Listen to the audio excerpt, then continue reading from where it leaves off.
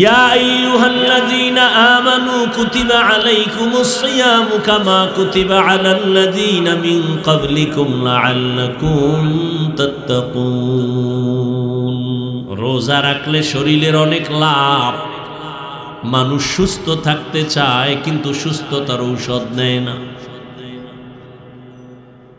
রহমতের নবী যদি সপ্তাহে 2 দিন রোজা রাখেন, আপনিও যদি অভ্যাস করেন রোজার, দেখবেন আপনার প্রথমে একটু কষ্ট কষ্ট মনে হবে, কিন্তু পরে দেখবেন অভ্যাস হয়ে গেছে, সুস্থতার দরজা খুলে যাবে। 3 দিন বইয়া যা খাবেন, একদিনের রোজায় ব্যালেন্স চলে আসবে। আর খালি যদি খাইতেই থাকেন তা তো অসুস্থ হয়েই যাবেন। আর এখন যেই ভেজাল খানার মধ্যে, ভেজাল ছাড়া কোনো কিছুই নেই। সব ভেজালের মূলে মানুষ ভেজাল। ওর দিমাগ ভেজাল, ওর মেধা ভেজাল, অন্তর ভেজাল, এই জন্য সব কাজেও ভেজাল। ভাইরা আমার, আল্লাহর ভয় অন্তরে যখন জমা হবে তখন আর অন্তরে কোনো ভেজাল হবে না। ইমামে আজম আবু হানিফা রাহমাতুল্লাহ আলাইহি বিশাল বড় কাপড়ের দোকান দিয়েছেন। একটা কাপড়ের মাঝে খোঁটা আসছে, সেরা আসছে, ছিদ্র। ওটাকে আলাদা রাইখা কর্মচারীকে বললেন, এই কর্মচারী, এই কাপড়টা বিক্রির আগে ক্রেতাকে বলে দিবি এ কাপড়ে খোঁটার দাম কমায় নিয়ে যাও। কাপড়টা আলাদা রাইখা দিছেন।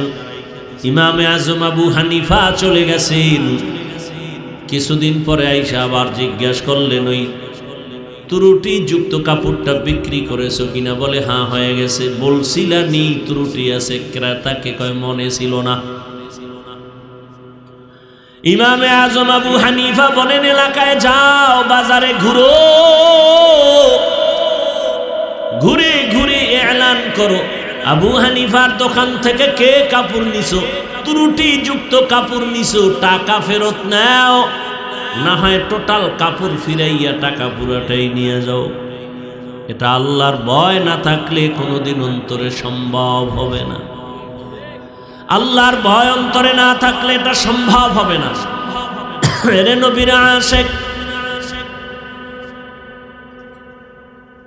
খলিফাতুল মুসলিমিন ওমরে ফারুক রাদিয়াল্লাহু তাআলা আনহু, যারে দেখলে শয়তান পর্যন্ত ওই রাস্তায় চলে না ভয়। এত বড় পাওয়ার আলা ওমর, দিনের বেলা মানুষের বিচার করে, রাতের বেলা ঘুরে ঘুরে দেখে মানুষের কি খবর, কি হালাত। এক জায়গায় গিয়ে দেখেন একটা ঘরের মধ্যে বাতি জ্বলতেছে। ওমর গোপনে গিয়া দাঁড়াইয়া শুনে একটা মা মেয়ে কথা বলে, মহিলাদের কণ্ঠ। মা তার মেয়েটাকে ডাক দিয়া কয়, কন্যা সন্তান, কালকে বাজারে দুধ নিয়ে যাবি বিক্রি করতে, পানি বেশি দিস। মেয়েটা ডাক দিয়া কয়, মা আর বলবা না, ওমর যদি খবর পায় তরবারি দিয়া কল্লা ফেলে দিবে। মা কয়, ওমর দেখবে না, তুমি দুধে পানি মিশাইও। ওমর কই কই? মেয়েটা ডাক দিয়া কয়, মা ওমর যদিও দেখবেন না, তবে ওমরের আল্লাহ তো দেখবেন। মেয়েটার এতটুকু কথা শুনে ওমর চলে গেলেন, পরিচয় না দিয়া গোপনেই চলে গেলেন। পরের দিন আদালতে বসে লোক দিয়া ডাকাইলেন, ওই ঘরের মা আর মেয়েকে আমার আদালতে দাওয়াত দাও। মেয়ে আর মেয়েটাকে, মাকে আইনা। সবাই ভয় পেয়ে গেছে। ওমর বলে, কোনো ভয় নাই, সুসংবাদ দেওয়ার জন্য আসছি। আরে আম্মা জান, আপনার মেয়েটা এত দামি কেন হলো? হাজারে এমন একটা কন্যা পাওয়া কঠিন।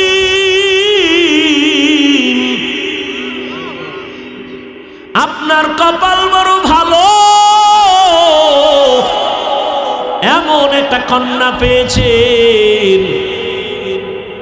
আপনি আপনি যদি রাজি হন, আমি ওমরের একটা দাবি, আমার ছেলের জন্য আপনার মেয়েটাকে বিবাহের বন্ধনে নিতে চাই। মা কত আনন্দিত, আমার মেয়েকে খলিফাতুল মুসলিমিন ওমর তার ছেলের জন্য নিতে চায়। আমি বড় ভাগ্যবতী মা, ওমরের ছেলের জন্য মেয়েকে দিয়া দিছেন। ওই মেয়ের ঔরসে আসছে আর একজন চাঁদের আলো নক্ষত্র, ওমর ইবনে আব্দুল আজিজ। আল্লাহর ভয়,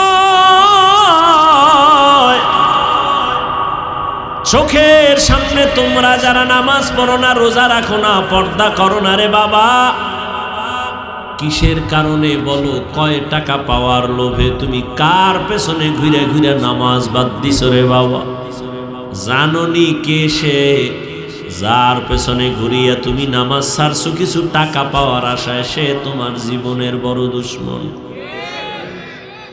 ওই চান্দাবাজ আর ধান্দাবাজ, স্বার্থে যদি আঘাত লাগে তোমার দল থেকে নাম কাটবে না, কল্লা পর্যন্ত কেটে দিবে। আল্লাহুম্মা সাল্লি আলা মুহাম্মাদিন নবিয়্যিল উম্মি ওয়া আলা আলিহি ওয়া সাল্লিম তাসলিমা। وبعد فأعوذ بالله من الشيطان الرجيم. بسم الله الرحمن الرحيم. يا أيها الذين آمنوا اتقوا الله ولتنظر نفس ما قدمت لغد واتقوا الله إن الله خبير بما تعملون. وقال رسول الله صلى الله عليه وآله وسلم الدنيا سجن المؤمن وجنة الكافر، أو كما قال النبي عليه الصلاة والسلام. صدق الله مولانا العظيم وصدق رسوله النبي الأمي الكريم، ونحن على ذلك من الشاهدين والشاكرين والذاكرين، والحمد لله رب العالمين. سبحانك لا علم لنا إلا ما علمتنا إنك أنت العليم الحكيم.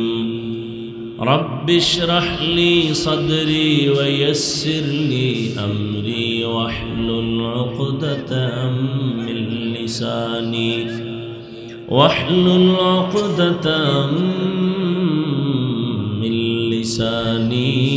يفقهوا قولي. মনিটরের সাউন্ড দাও, রিভার্ব দাও, ইকো বন্ধ করো। दुर्फशानी ने तेरे कतरों को दरिया कर दिया, दुर्फशानी ने तेरे कतरों को दरिया कर दिया, दिल को रोशन कर दिया, आँखों को बीना कर दिया, दिल को रोशन कर दिया, आँखों को बीना कर दिया। हकीकत खुल जाएगी बवक़्ते इम्तिहां तेरे, हकीकत खुल जाएगी बवक़्ते इम्तिहां तेरे, के सुस्ती में या मेहनत में गुजारी जिंदगी तूने, कि सुस्ती में या मेहनत में गुजारी जिंदगी तूने। मुहम्मद ने आकर कुफर को मिटाया,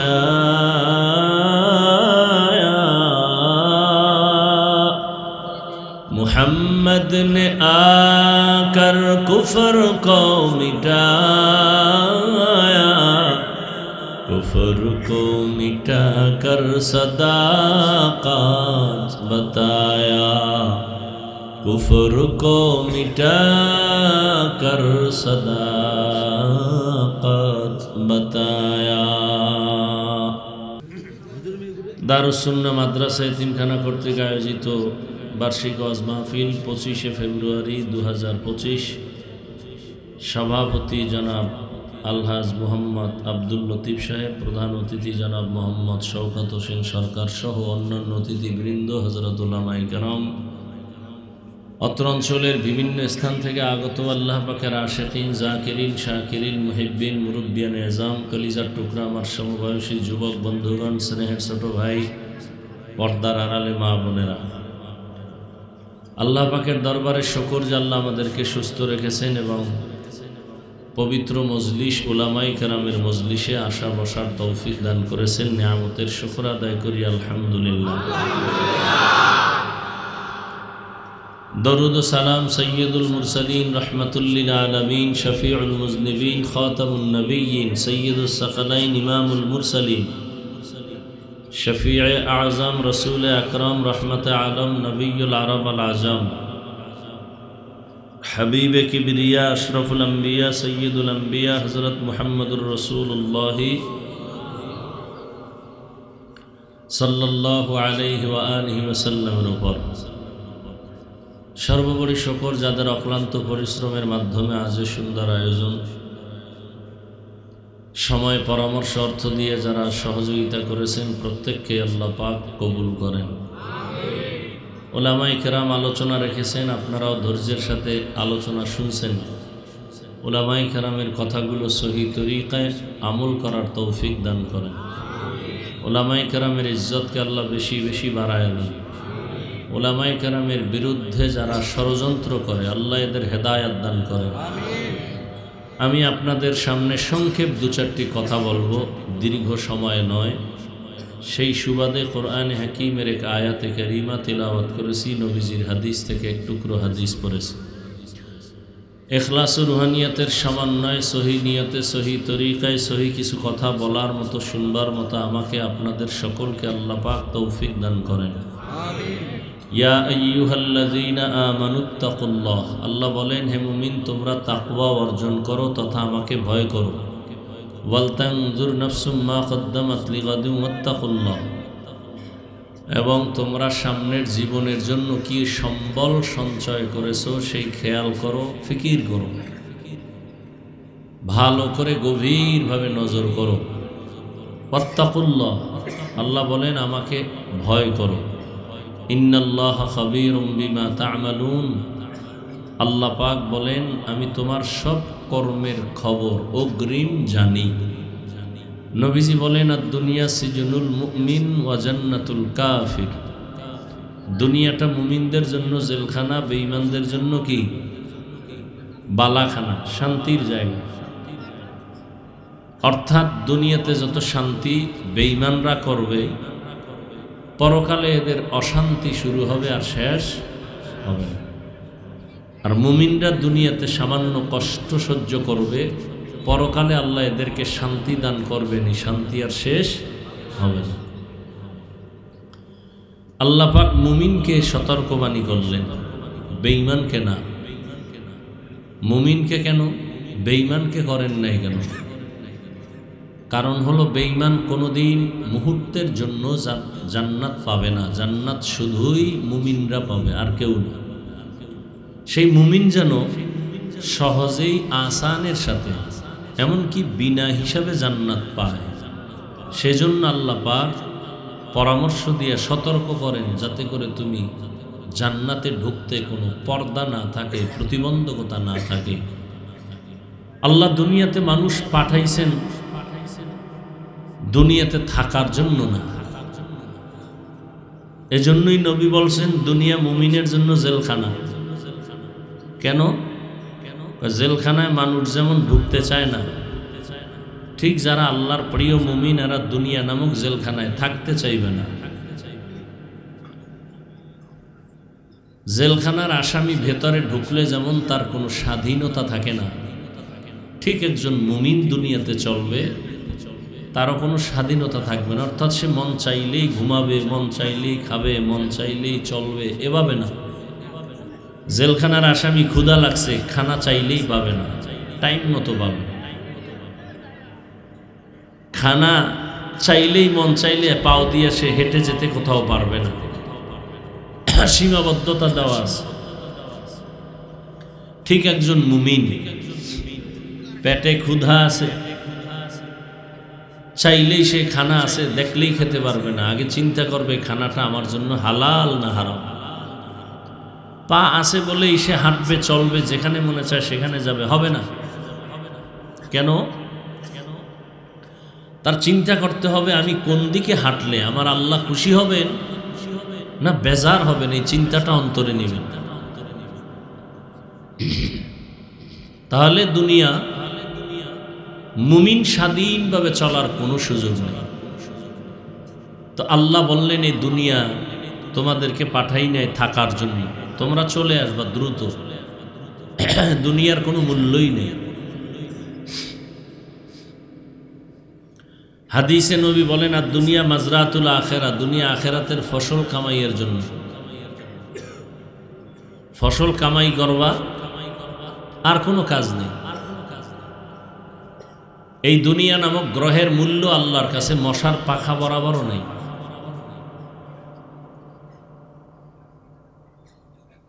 এজন্য নবীজি বলেন মুমিনের ঈমান চলে যাওয়ার যদি বেশি ভয় না হতো তাহলে বেঈমানকে আল্লাহ এই পরিমাণ সম্পদ দিতেন যে ওরা সিঁড়ি বানাইতো দোতলায় উঠার স্বর্ণ দিয়া।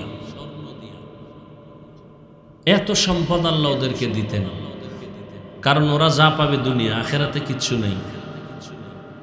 আর আখেরাত হবেই, কোনো সন্দেহ নেই। তো দুনিয়া নামক এই গ্রহের দাম নাই, সেই দুনিয়া আল্লাহ পাঠাইলেন কেন? একমাত্র আমলের পরীক্ষার জন্য। আমলের পরীক্ষা দাও, ফলাফল আখিরাতে পাওয়া যাবে।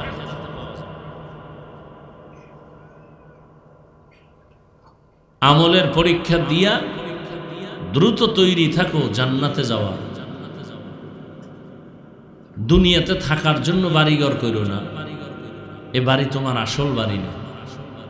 এই বাড়িতে এক সেকেন্ড থাকার গ্যারান্টি নেই। এই যে বেশি দিন হয় নাই,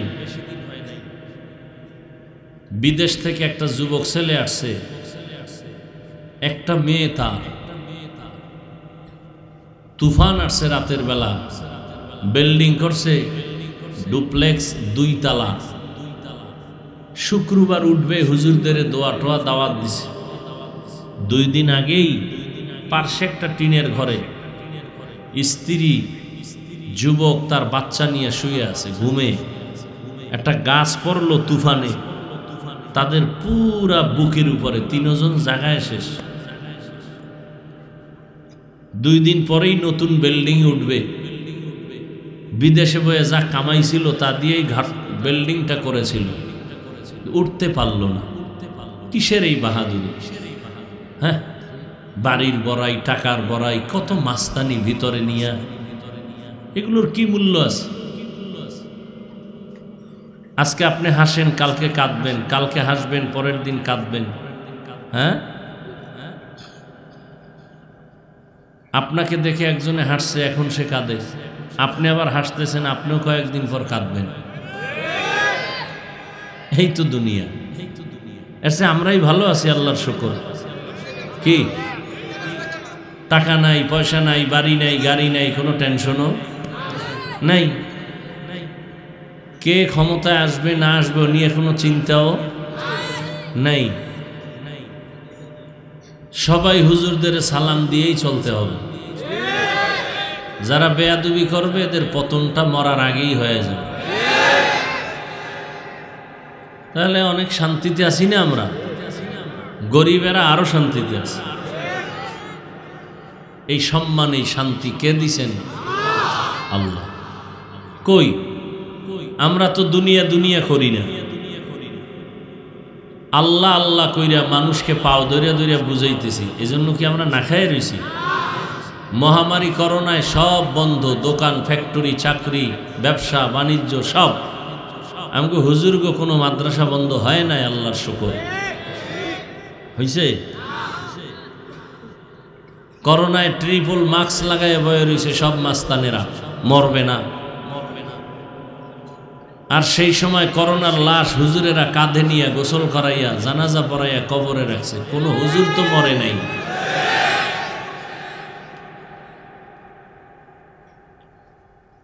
কি চাই? একজনারে কান্দাইয়া জুলুম কইরা চুরি কইরা টাকা পয়সা আইনা মাইয়া পোলারে খাওয়াইলে মাইয়া পোলা জীবনে বাপ মার খেদমত করবে না,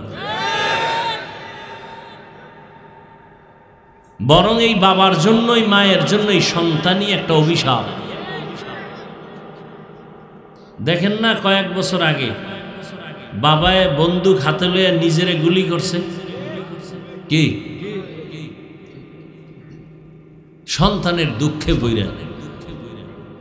সন্তান আল্লাহ দিছে, 50টা সন্তানের বাপ হওয়া বাহাদুরি না, একটা আদর্শ সন্তানের বাপ হওয়া বাহাদুরি। 10টা সন্তান বানায় যদি সব গাঞ্জাখোর বানায় রাখেন তো লাভ কি? কয়জনার ছেলে মেয়ে পর্দা করে, নামাজ পড়ে, মানুষের সাথে ভালো ব্যবহার করে, মা বাবার দোয়া নিয়ে চলে, শিক্ষকের সাথে ভালো আচরণ করে? কয়জন মা বাবা বলতে পারবে? দুনিয়ার পিছনে ঘুরতে ঘুরতে ঘুরতে ঘুরতে না দুনিয়া পাইল না আখেরাত পাইল। এ যারা দুনিয়া দুনিয়া করে এরা দুইটা জিনিস চায়, এক চায় সম্মান আর এক শান্তি। আমি তো আল্লাহর কসম করে বলি দুনিয়াদারেরা একটাও হয় না, ওগো কপালে সম্মানও নাই শান্তিও নেই। সম্মান আছে, জুতার মালা পইরা দৌড়। কি কারণ? কি টাকা দিয়া সম্মান কিনলে প্রথমে ফুলের মালা, এরপরে জুতার মালা। আর আল্লাহ সম্মান দিলে দুনিয়ায়ও বাদশাহ আখেরাতেও বাদশাহ। কোন সম্মান ভালো? আল্লাহর দেওয়া। টাকা দিয়া সম্মান কিনলে বিপদ। আমার ভক্তবৃন্দ অনেক, কি ভক্ত টাকার, যারা টাকা দিয়েও লোক বন্ধু বান্ধব ভক্ত বানায় না। কতক্ষণ এগো মেয়াদ? টাকা দিবে যতক্ষণ ততক্ষণ, টাকা দিবে না এরাই তার দুশ্মন। আলাদা দুশ্মন ভাড়া করা লাগবে।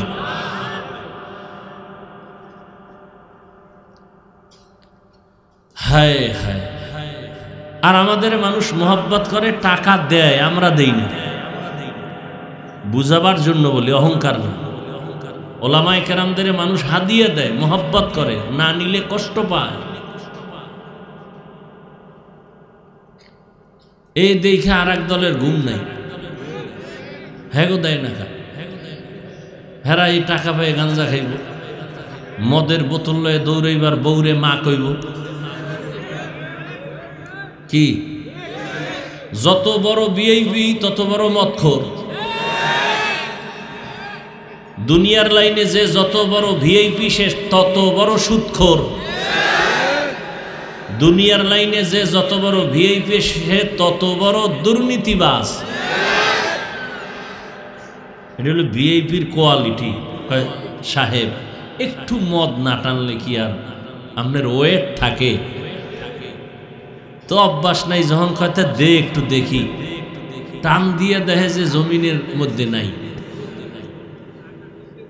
কই আছে খবর নেই। ও এখন নিজে কি মানুষ না অলুমান, খবর নেই। ওর লঙ্গিও ঠিক থাকে না। নাকি আপনাদের দেশে কেউ মদ খাইয়ে জিকির টিকির করছে? হ্যাঁ, ওই একজনের পান খাওয়ার অভ্যাস নাই, নতুন পান খাইতে দিছে কাঁচা সুপারি দিয়া। কাঁচা সুপারির পান খাইয়া মাথায় চক্কর দিছে। চক্কর দেওয়া মাত্র বিশ্ব রোডের দিকে তাকায় এটা বাঁকা কর লোকের।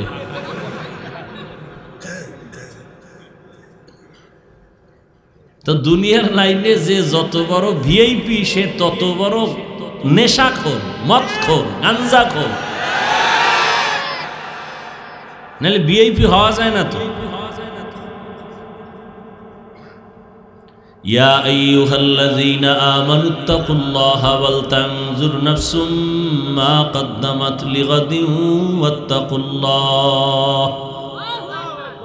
বয়ান তো আপনারা সবাই জানেন, মিথ্যা বলা হারাম, গালি দেওয়া হারাম, গীবত শেখায়েত করা হারাম, নাচ দেখা হারাম, গান শোনা হারাম, চুরি করা হারাম, ডাকাতি হারাম, জুলুম হারাম, মা বাবার সাথে বেয়াদবি হারাম, 5 ওয়াক্ত নামাজ পড়া ফরজ, রমজানে রোজা রাখা ফরজ, ধনী হলে যাকাত বছরে একবার আদায় করা ফরজ। যাকাত দেওয়া ফরজ না, কি আদায় করা। তো দেওয়া আর আদায় করা কি? দেওয়া হইল ফ্যাশন, আদায় করা হইল আল্লাহর আদেশ হুকুম। আর যারা দেয় এরা ফ্যাশন, মাইক লাগাইয়া কয় আইও, গরিবদের গোলামের মতো ডাকে আয়, ঘন্টাকে ঘন্টা রোদ্রে দাঁড় করায় কষ্ট দিয়া কি দেয়? লঙ্গি আর শাড়ি। মেয়াদ কত? কয় অন টাইম, পরলেই একবারের পরে সদরঘাট। এমন কাপড় দেয় পৃথিবীতে এর থেকে মানে নিকৃষ্টতম থার্ড ক্লাসের কাপড় আর নাই। এই দিয়ে দেয় যাকাত, নাম হয় আমি 5000 মাইনসেরে দিছি। আর যারা যাকাত খোর, এগো অভ্যাসও খারাপ, এগো একবার দিলে হবে না, ঘুরতে ঘুরতে ঘুরতে ঘুরতে 13 জায়গায় যাইবে। দেখেন না, কোরবানি যারা দেয় না, গোস্ত টোকাইয়া পরে ওরা নিজের আবার বেচে। নবী কইছে এতিমদের বেশি মোহাব্বত করো, কিন্তু এতিমরা এত বড় অনেক জায়গায় এত মানে বেপরোয়া যে আদর করতে গেলে আরো ঝামেলা। টাকা দিছি অসহায় মনে করে, নে তোর মায়েরে খাওয়াইস, হে যে গাঞ্জা খাইতেছে এই টাকা দিয়ে। এই আপনার হালাল টাকা যাকে দিবেন, যদি জানেন এই টাকা দিয়ে সে গুনাহ করবে, তাকে দেওয়া জায়েজ নেই। তো সব জানেন, আমল নাই কেন? এত মানুষ এখানে এই 12টার সময়, আমি পারলাম না একটু অজু ইস্তেঞ্জা সাইরা নামাজ পড়মু, 2 রাকাত পড়ে দিছি দৌড়, খানা তো নাই কপালে। এরপর আপনারা ধৈর্যের সাথে বসে আছেন, কিন্তু দুঃখ কোন জায়গায়? দুঃখ হলো যে এত মানুষ এখানে ফজর পড়ে নাই, জহুর পড়ে নাই, আসর পড়ে নাই, মাগরিব পড়ে নাই, এশা পড়ে নাই, মোনাজাতের পরে টেনশন নেই, আবার মোবাইল চালাইতে চালাইতে সারা দিন রাত্র গুনাহ গুনাহ গুনাহ, হাতের গুনাহ, চোখের গুনাহ, কানের গুনাহ, অন্তরের গুনাহ, এই নিয়েই জীবন চলতেছে, নামাজের আর খবর নাই। আমল নাই কেন? কারণ কি? বয়ান তো আপনারা জানেন, মেহনত তো চলতেছে, দাওয়াত ও তবলিগের মেহনত, পীর মাশায়েখের মেহনত, জুমার মেহনত, খতিবের মেহনত, আমাদের বক্তাদের মেহনত। এত মেহনত যদি আমরা হিন্দুদের করতাম, ইনশাআল্লাহ 6 মাসে রসুলের আশিক হয়ে যায়। আপনাদের হালাত এত দুর্বল কেন? এর একটাই মাত্র কারণ, আল্লাহর ভয় অন্তরে আসেনি। একটা সন্তান যখন মা বাবাকে ভয় করে, তখন মা বাবার সামনে অন্যায় করে না, শাস্তির ভয়। ছাত্র একটা শিক্ষকের সামনে অন্যায় করে না, কেন বলে? শাস্তির ভয়। ঠিক এই দুনিয়ায় যেই মানুষ আমার আল্লাহকে ভয় করবেন, অন্তরে যখন ভয় ঢুকিয়েই যাবে, এখানে ভয় করবেন বললে সমস্যা, কারণ যদি আপনারা করেননি সবাই বলবে হ্যাঁ আমরা অবশ্যই আল্লাহকে ভয় করি, নাহলে এহেন আইসি কেন? ভয় করার ভয় অন্তরে জমা রাখা বড় কঠিন। আসলেই জমিনে যারা আল্লাহকে ভয় করবেন, ওই মানুষটা গলায় ছুরি লাগাবে, দাড়ির মধ্যে কখনো অস্ত্র লাগাবে না। একজনের সাপেরে খুব ভয় পায়, তার ব্যাখ্যা কি? জীবনে সে সাপ ধরবে না, কাছেও যাবে না। ঠিক যারা আমার আল্লাহকে ভয় করবেন, ওই বান্দা গুনাহ করবে দূরের কথা, গুনার কাছেও যাবে না। আফসোস, কয়দিন এই দুনিয়ার হায়াত,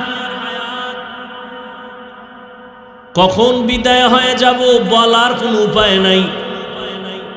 এখন আমি আপনি সুস্থ, কালকে এই টাইমে হতে পারে কেউ হঠাৎ করে মরে যাবে। ডাক্তার বলে কোনো রোগ নাই, তো হঠাৎ করে মরলো কেন? কয় হঠাৎ এক রোগ আসছে দুনিয়াতে, হঠাৎ রোগ, হঠাৎ রোগে মরে গেল। তুমি মইরাই গেছো, তোমার আর কোনো চিন্তা নাই, কিন্তু দুনিয়াতে রেখে গেছো তোমার সন্তান, তোমার পরিবার। তোমার চরিত্র যদি খারাপ হয়, এই তোমার সন্তানগুলো তোমার কারণে কোথাও লজ্জায় মুখ দেখাতে পারবে না। কুলাঙ্গার এমন বাপ হইলা, তোমার স্ত্রীও লজ্জায় মুখ দেখাতে পারবে না। প্রত্যেকটা মা বাবা যদি চিন্তা করতেন আমি একদিন মরিয়া যাব, কিন্তু এমন চরিত্র যেন না হয়, সন্তান যেন আমার কারণে মানুষের কাছে লজ্জা পেতে হয়, এমন চরিত্র যেন আমি না নেই। বাবার সুনামে যেন সন্তান সবার থেকে দোয়া পায়। প্রত্যেকটা স্বামী যদি চিন্তা করে আমার স্ত্রী আমার আদর্শ দিয়ে যেন বড়াই করতে পারে, একজন ভালো স্বামী তোমার ছিল। মা যদি আদর্শওয়ালা মা হইয়া চলে যায়, সন্তান ওই মাকে নিয়ে গর্ব করবে, দোয়া করবে, মানুষেও প্রশংসা করবে। প্রত্যেকটা বাবা সন্তানের যদি চিন্তা করে চলে, অনেক অন্যায় থেকে বেঁচে থাকতে পারবে। এই বাবারা ভালো করে মনে রাখিও, কোন বাবা যদি অন্য স্ত্রীর দিকে তুমি খারাপ নজরে তাকাও, তুমি 100% লিখে রাখো তোমার স্ত্রীর দিকেও অন্যেরা খারাপ নজরে তাকাবে। তুমি যদি অন্যের মেয়ের দিকে খারাপ নজর, লিখে রাখবা তোমার মেয়ের দিকেও অন্যেরা খারাপ নজরে তাকাবে। তুমি কোনো অন্যের বোনের দিকে যদি খারাপ নজরে তাকাও, তোমার বোনের দিকে অন্যেরা খারাপ নজরে তাকাবে। এটাই দুনিয়ার নিয়ম। তুমি যদি অন্যের সম্পদ নষ্ট করো, লিখে রাখো তোমার সম্পদ আর একজন জালেম আইসা নষ্ট করে ফেলবে। তুমি যদি অন্যের ক্ষতি করো, তোমার ক্ষতি করার জন্য আর এক দল রেডি হয়ে আছে, তোমার খবর নাই। তুমি যদি কারো মাথায় অস্ত্র লাগাও, তোমারেও অস্ত্র লাগানোর জন্য আর এক দল সন্ত্রাসী রেডি। এইভাবে চিন্তা করে যদি চলে, মানুষ অনেক নিজেকে কন্ট্রোল করা সম্ভব। আর একটা অন্তরে রাখবে, আমি দুনিয়ায় কতদিন আছি, একদিন আমার আল্লাহর আদালতে দাঁড়াতে হবে, জবাব দিতে হবে, পালাবার কোনো সুযোগ আমার হবে না। এই ভয়টা অন্তরে জমা করিয়া যেই বান্দা চলবে, ওই বান্দা ইন্তেকালের আগে জান্নাতের চেহারাটা দেখাই মরণের বিছানায় যাবে। আল্লাহর প্রতি ভয়, এই ভয়ের নাম তাকওয়া। আর এই ভয়টা অন্তরে ঢুকানোর জন্য একমাত্র পন্থাই হলো উলামায়ে আহলে হকের নেক নজর। আল্লাহর প্রিয় গোলাম যারা, তাদের নেক নজর যখন লাগবে, কলবের মধ্যে তাকওয়া চলে আসবে। আর আল্লাহর ভয় যখন অন্তরে চলে আসবে, ওই মানুষটা নিজের গুনাহ থেকে বাঁচানোটা বড় সহজ হয়ে যাবে। আল্লাহর আদালতে ভয় দাঁড়াইয়া হিসাব দেওয়ার ভয় অন্তরে যদি কেউ জমা করে, ওই বান্দা দোকানদারি করলেও কোনোদিন কাস্টমারের ধোঁকা দিবে না। আল্লাহর ভয় অন্তরে থাকলে স্কুলে পড়লেও সে নামাজ ছাড়বে না। আল্লাহর ভয় অন্তরে যদি জমা হয়ে যায়, ওই বান্দা চাকরির সিঁড়িতে গিয়াও নামাজ ছাড়বে না। আর এই ভয়টা অন্তরে জমা করার বড় একটা মাধ্যম হলো রমজানের রোজার মাধ্যমে তাকওয়া অর্জন করো। ইয়া আইয়ুহাল্লাযীনা আমানু কুতিবা আলাইকুমুস সিয়ামু কামা কুতিবা আলাল্লাযীনা মিন ক্বাবলিকুম লাআল্লাকুম তাত্তাকুন। রমজানের রোজার মাধ্যমে তাকওয়া অর্জন করো, আল্লাহর ভয়। রোজার দ্বারা অটো ভয় অন্তরে জমা হয়।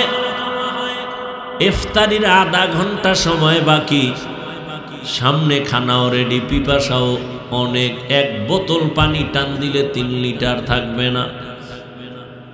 10 জনার প্লেটের ইফতারি দেখা মনে মনে কয় তো আমার একারই হবে না। এই পরিমাণ ক্ষুধা, এই পরিমাণ পিপাসার ব্যক্তিরে যদি বলি তুমি দরজা জানালা বন্ধ করে ভেতরে গিয়া তুমি পানি পান করো, কেউ দেখবে না, যাও, করবেনি?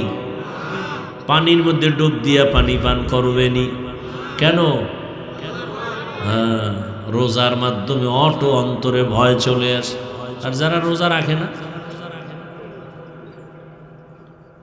কেমন কপাল পোড়া, কেমন বেপরোয়া। কারণ রোজা রাখলে অসুস্থতা বেড়ে যাবে। অথচ রসুলের কথা তো আছেই কোরআন হাদিসের। হে সারাও, চিকিৎসা বিজ্ঞানীরা বলে রোজা সুস্থতার মহা এক ঔষধ হলো রোজা। এজন্য রহমতের নবী আমার শুধুই রমজানে রোজা রাখেন নাই, এই যে শাবান চলতেছে এই মাসে নবী অনেক বেশি রোজা রেখেছেন। এমনকি নবী সপ্তাহের সোমবার এবং বৃহস্পতিবার নবী রোজা রেখেছেন। রোজা রাখলে শরীরের অনেক লাভ। মানুষ সুস্থ থাকতে চায় কিন্তু সুস্থতার ঔষধ নেয় না। রহমতের নবী যদি সপ্তাহে 2 দিন রোজা রাখেন, আপনিও যদি অভ্যাস করেন রোজার, দেখবেন আপনার প্রথমে একটু কষ্ট কষ্ট মনে হবে, কিন্তু পরে দেখবেন অভ্যাস হয়ে গেছে, সুস্থতার দরজা খুলে যাবে। 3 দিন বইয়া যা খাবেন, 1 দিনের রোজায় ব্যালেন্স চলে আসবে। আর খালি যদি খাইতেই থাকেন তা তো অসুস্থ হয়েই যাবেন। আর এখন যেই ভেজাল খানার মধ্যে, ভেজাল ছাড়া কোনো কিছুই নেই। সব ভেজালের মূলে মানুষ ভেজাল। ওর দিমাগ ভেজাল, ওর মেধা ভেজাল, অন্তর ভেজাল। এই জন্য সব কাজেও ভেজাল। ভাইরা আমার, আল্লাহর ভয় অন্তরে যখন জমা হবে তখন আর অন্তরে কোনো ভেজাল হবে না। ইমামে আজম আবু হানিফা রাহমাতুল্লাহ আলাইহি বিশাল বড় কাপড়ের দোকান দিয়েছেন। একটা কাপড়ের মাঝে খোঁটা আসছে, সেরা আসছে, ছিদ্র। ওটাকে আলাদা রাইখা কর্মচারীকে বললেন, এই কর্মচারী, এই কাপড়টা বিক্রির আগে ক্রেতাকে বলে দিবি এ কাপড়ে খোঁটার দাম কমায় নিয়ে যাও। কাপড়টা আলাদা রাইখা দিছেন। ইমামে আজম আবু হানিফা চলে গেছেন। কিছুদিন পরে আইসা আবার জিজ্ঞাসা করলেন, ওই ত্রুটি যুক্ত কাপড়টা বিক্রি করেছো কিনা? বলে হ্যাঁ হয়ে গেছে। বলছিলা নি ত্রুটি আছে? ক্রেতাকে কয় মনে ছিল না। ইমামে আজম আবু হানিফা বলেন, এলাকায় যাও, বাজারে ঘুরো, ঘুরে ঘুরে এলান করো আবু হানিফার দোকান থেকে কে কাপড় নিছো, ত্রুটি যুক্ত কাপড় নিছো, টাকা ফেরত নাও, না হয় টোটাল কাপড় ফিরাইয়া টাকা পুরাটাই নিয়ে যাও। এটা আল্লাহর ভয় না থাকলে কোনোদিন অন্তরে সম্ভব হবে না। আল্লাহর ভয় অন্তরে না থাকলে এটা সম্ভব হবে না। এরে নবীর আশিক খলিফাতুল মুসলিমিন ওমরে ফারুক রাদিয়াল্লাহু তাআলা যারে দেখলে শয়তান পর্যন্ত ওই রাস্তায় চলে না, ভয়। এত বড় পাওয়ার আলা ওমর। দিনের বেলা মানুষের বিচার করে, রাতের বেলা ঘুরে ঘুরে দেখে মানুষের কি খবর, কি হালাত। এক জায়গায় গিয়ে দেখেন একটা ঘরের মধ্যে বাতি জ্বলতেছে। ওমর গোপনে গিয়া দাঁড়াইয়া শুনে একটা মা মেয়ে কথা বলে, মহিলাদের কণ্ঠ। মা তার মেয়েটাকে ডাক দিয়া কয়, কন্যা সন্তান, কালকে বাজারে দুধ নিয়ে যাবি বিক্রি করতে, পানি বেশি দিস। মেয়েটা ডাক দিয়া কয়, মা আর বলবা না, ওমর যদি খবর পায় তরবারি দিয়া কল্লা ফেলে দিবে। মা কয়, ওমর দেখবে না, তুমি দুধে পানি মিশাইও। ওমর কই কই? মেয়েটা ডাক দিয়া কয়, মা ওমর যদিও দেখবেন না, তবে ওমরের আল্লাহ তো দেখবেন। মেয়েটার এতটুকু কথা শুনে ওমর চলে গেলেন, পরিচয় না দিয়া গোপনেই চলে গেলেন। পরের দিন আদালতে বসে লোক দিয়া ডাকাইলেন, ওই ঘরের মা আর মেয়েকে আমার আদালতে দাওয়াত দাও। মেয়ে আর মেয়েটাকে, মাকে আইনা। সবাই ভয় পেয়ে গেছে। ওমর বলে, কোনো ভয় নাই, সুসংবাদ দেওয়ার জন্য আসছি। আরে আম্মা জান, আপনার মেয়েটা এত দামি কেন হলো? হাজারে এমন একটা কন্যা পাওয়া কঠিন, আপনার কপাল বড় ভালো, এমন একটা কন্যা পেয়েছেন। আপনি যদি রাজি হন, আমি ওমরের একটা দাবি, আমার ছেলের জন্য আপনার মেয়েটাকে বিবাহের বন্ধনে নিতে চাই। মা কত আনন্দিত, আমার মেয়েকে খলিফাতুল মুসলিমিন ওমর তার ছেলের জন্য নিতে চায়। আমি বড় ভাগ্যবতী মা, ওমরের ছেলের জন্য মেয়েকে দিয়া দিছেন। ওই মেয়ের ঔরসে আসছে আর একজন চাঁদের আলো নক্ষত্র, ওমর ইবনে আব্দুল আজিজ। আল্লাহর ভয়, চোখের সামনে তোমরা যারা নামাজ পড়ো না, রোজা রাখো না, পর্দা করো না রে বাবা, কিসের কারণে বলো? কয় টাকা পাওয়ার লোভে তুমি কার পেছনে ঘুরে ঘুরে নামাজ বাদ দিছো রে বাবা? জাননি কে সে, যার পেছনে ঘুরিয়া তুমি নামাজ ছাড়ছো কিছু টাকা পাওয়ার আশায়? সে তোমার জীবনের বড় দুশ্মন। ওই চান্দাবাজ আর ধান্দাবাজ, স্বার্থে যদি আঘাত লাগে তোমার দল থেকে নাম কাটবে না, কল্লা পর্যন্ত কেটে দিবে। আমি কি বানায় বলতেছি? সোনার বাংলায় নমুনা নাই? জিন্দেগি মে বন্দেগি তু করনা হে,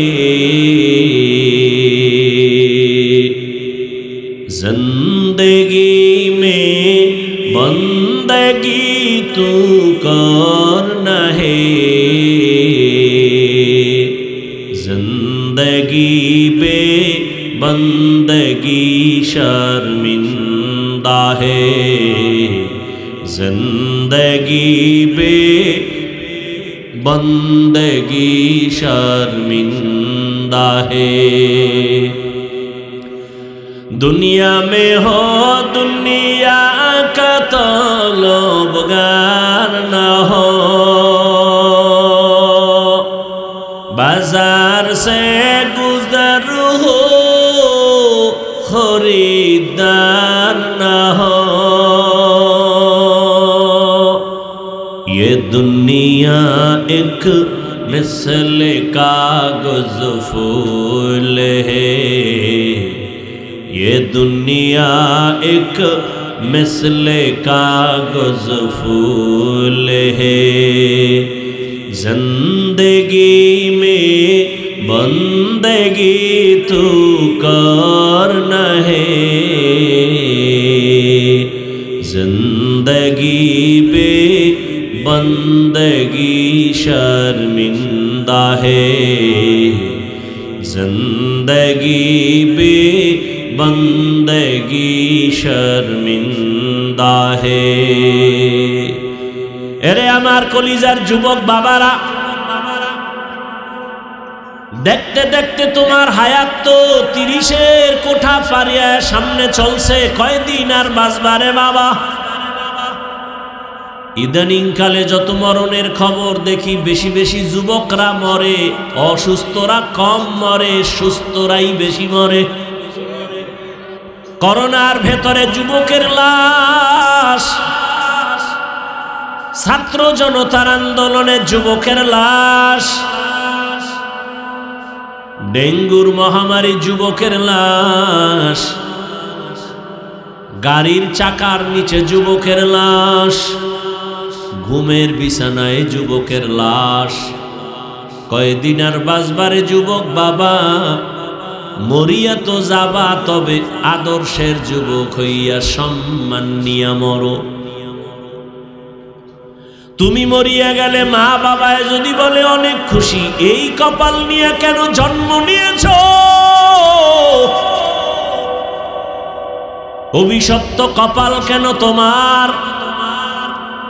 তুমি স্কুলে পড়ো, তুমি কলেজে পড়ো, তুমি চাকরি করো, তুমি ব্যবসা করো, ধন্যবাদ। তোমাকে আমি বলি নাই টুপি পরো, দাড়ি বড় করো, মাদ্রাসায় পড়ো, তাবলিগে যাও, পীরের কাছে যাও, একবারও বলি নাই রে বাবা। তুমি স্কুলে পড়ো, ধন্যবাদ। ডাক্তার হও, ইঞ্জিনিয়ার হও, প্রফেসর হও, ব্যবসায়ী হও, চাকরিজীবী হও, তবে দাবি একটা, বেয়াদব হইও না রে বাবা। তোমার আচরণে কোনোদিন যেন মা বাবা কষ্ট না পায়। ও যুবক, তোমার আচরণে কোনোদিন যেন শিক্ষকেরা কষ্ট না পায়, তোমার ব্যবহারে কখনো যেন মুরব্বীরা কষ্ট না পায়, ওলামায়ে কেরাম কষ্ট না পায়। কেন? মা বাবার কষ্টই তোমার কপাল ধ্বংসের কারণ। যদি কষ্ট পায় বলে আহ, এই আহ নিঃশ্বাসটা একটা আগুন, এই আগুনটা তোর কপালে যদি লেগে যায়, মরার আগে পঙ্গু হয়ে যাবি রে বাবা। শিক্ষকের অন্তরে যদি কষ্ট যায়, আর কষ্ট পাইয়া আহ বলে, তোর কপাল ধ্বংস। কোন আলেম যদি তোমার ব্যবহারে কষ্ট পাইয়া নিঃশ্বাস পেলে, তোমার জীবন নষ্ট হবে। অতএব তুমি আদর্শবান ডাক্তার হও, আদর্শবান ইঞ্জিনিয়ার হও, মা বাবার দোয়া নিয়ে সামনে আগাইও রে যুবক। শিক্ষকের দোয়া নিয়ে চলিও, ওলামায়ে কেরামের দোয়া নিয়ে চলিও। এবার আমি বাস্তবায়ন করে দেখাই রে বাবারা, বলো তোমার মতো যুবক জীবনে কোনোদিন মাদ্রাসায় পড়ে নাই, আলিফ বা তাও শিখে নাই, এমন যুবক 5 ওয়াক্ত নামাজ পড়ে, স্কুল কলেজে পড়ে, সত্য কথা বলো আসেনি? তোমার বিবেকের কাছে আমার প্রশ্ন, বলো তুমি কেন পারো না রে বাবা? তোমার কপালে কার বরদোয়া লাগছে বলো? তোমার মনটাকে একটু প্রশ্ন করো। এরে মন, ও যুবক, তোমার মতো যুবক রাস্তায় গাড়ি চালায়, নামাজি, বলো তুমি কেন পারো না? তোমার মতো যুবক র্যাব, আর্মি, পুলিশ, বিডিআরের চাকরি করে, নামাজ পড়ে, ডাক্তার, প্রফেসর, ইঞ্জিনিয়ার, নামাজি, বলো তুমি কেন পারো না? তোমার মতো যুবক শ্রমিকের কাজ করে, নামাজ ছাড়ে না, নদীর মধ্যে মাছ ধরে, নামাজ ছাড়ে না, ময়দানে কৃষি কাজ করে, নামাজ ছাড়ে না, বলো বাবা তুমি কেন নামাজ পড়ো না? আসলে কারণটা কি? কোরআন মিথ্যা মনে করেছো? যদি বলো হ্যাঁ, তো একটা ভুল কোরআন থেকে আমার সামনে বের করে দেখা, আমি এখন দাড়িটা কেটে ফেলবো, এখন আমি আল্লাহর বিরুদ্ধে চলে যাব, নাচ গান প্যান্ট শার্ট টাই লাগায় নাচ গান করব। বল আমার আল্লাহর কোরআনের একটা ভুল বের করতে পারবিনি? যদি বলো না পারবো না, তাহলে কেন তুমি নবীর আদর্শে নামাজ পড়ো না রে বাবা? এখনো সময় আছে, তওবা করে নাও, মনে মনে আমার আল্লাহকে ডাকো। ও দয়ার মালিক, জীবনে তো গুনাহ কম করো নাই, মনের চাহিদা পূরণ করিয়া গুনাহ করেছো। মনে চাইছে নামাজ পড়বি না, পড়ো নাই। মনে চাইছে দাড়ি রাখবা না, রাখো নাই। মনে চাইছে পার্কে যাবা, দৌড়ায়া গেছো। মনে চাইছে তুমি বেপরদায় আড্ডা দিবা, দৌড়াইয়া গেছো, আড্ডা দিয়েছো। এখনো কি মনের শখ মিটে নাই? এখনো কি তওবা করবা না? আর কত রাতের বেলা মোবাইলে গুনাহ করে করে রাত কাটাইবা, আর কত নামাজ বাদ দিয়া ঘুমাইবা। এখনো যদি আল্লাহর ভয় অন্তরে আসে, ঘুমের মধ্যেও না জানি আজরাইল আসিয়া জীবন শেষ করে, ওই ভয়টা নিয়ে তওবা করো, মনে মনে আমার আল্লাহরে ডাকো। ও আল্লাহ, জীবনে আর নামাজ ছাড়বো না, দাড়ি কাটবো না, বেপরদায় চলবো না। মা বাবার দোয়া নিয়া, শিক্ষকের দোয়া নিয়া, ওলামায়ে কেরামের দোয়া নিয়া নবীজির আদর্শ মেনে চলবো। ও পর্দার আড়ালের মা বোনেরা, আপনার মতো কত মা কত বোন এখনো আছে বেপরদায় চলে না, নামাজ ছাড়ে না, স্বামীর মাল খেয়ানত করে না, মোবাইলে সময় নষ্ট করে না। এরে আম্মা জান, আপনারা কেন পারেন না স্বামীর মাল হেফাজত করবেন? কারণ স্বামীর মাল তো আসলে স্বামী কবরে নিয়ে যাবে না। স্বামী মরিয়া গেলে সব সম্পদের মালিক তো আপনার হাতে চলে আসবে। অতএব আল্লাহর কাছে তওবা করেন, একটা সন্তানকে আদর্শওয়ালা বানায় যান। ডাক্তার বানাবেন, আদর্শবান ইঞ্জিনিয়ার বানাবেন, আদর্শবান চাকরিজীবী বানাবেন। সন্তান চাকরি করিয়াও কোরআন পড়বে আর আপনার জন্য দোয়া করবে। ডাক্তার হলেও কোরআন পড়িয়া আপনার জন্য দোয়া করবে। এখনো তওবার সময় আছে, তওবা করেন। আর নামাজ ছাড়বেন না, বেপরদায় চলবেন না, মোবাইলে সময় নষ্ট করবেন না, স্বামীর মাল খেয়ানত করবেন না। বৃদ্ধ বাবাজিরা, আপনার মতো কত বুড়ারা মসজিদে গিয়া নামাজ আদায় করে। আল্লাহর কাছে তওবা করেন, দুনিয়াটা কিছুই না। গুনাহ নিয়ে কবরে গেলে আমার মাওলার কোরআন নবীর কথা অনুযায়ী ভয়ঙ্কর হালাত শুরু হয়ে যাবে। দুনিয়াতে সূর্যের গরম সইতে পারি না, গুনাহগারের জন্য জাহান্নামের আগুনের গরম কত কঠিন, কেমনে সহ্য করবেন? এখনো সময় আছে, তওবা করে নেন। ও আমার যুবক, আল্লাহর কাছে তওবা করে নাও। আর নামাজ ছাড়বা না, মা বাবার দোয়া নিয়া, শিক্ষকের দোয়া নিয়া, ওলামায়ে কেরামের পরামর্শ নিয়া নবীর আদর্শ মেনে চলবা। তওবা করার মতো যদি নিয়ত হয়, মুনাফিকি যদি না থাকে, খাঁটি তওবার নিয়ত যাদের আছে, দুটো হাত আল্লাহকে দেখাইয়া দাও। আয় আল্লাহ, হাতগুলো কবুল করে নেন, তওবা কবুল করে নেন। তওবার উপরে মজবুত হইয়া চলার তৌফিক দান করেন, আমিন।